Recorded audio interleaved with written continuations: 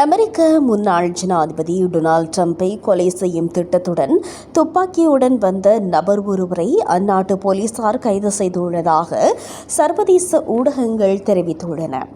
அமெரிக்க ஜனாதிபதி தேர்தல் வேட்பாளராக ட்ரம்ப் அறிவிக்கப்பட்டதில் இருந்து அவரை கொலை செய்ய முயற்சிகள் நடந்து வருகின்றன. இந்நிலையில் 3வது முறையாக டொனால்ட் ட்ரம்பை கொலை செய்ய முயற்சி நடந்துள்ளது. அமெரிக்கா கோசல்லாவில் நடந்த பிரச்சார கூட்டத்தில் நபர் ஒருவரை துப்பாக்கியுடன் போலீசார் கைது செய்துள்ளனர். இந்நிலையில் குறித்த நபரிடம் போலீசார் விசாரணை நடத்தி வருவதாக சர்வதேச ஊடகங்கள் தெரிவிக்கின்றன.